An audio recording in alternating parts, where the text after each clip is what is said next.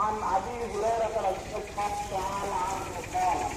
قال رسول الله صلى الله عليه وسلم انظروا أعيادكم بالتكبير ঈশ্বর মানব জাতি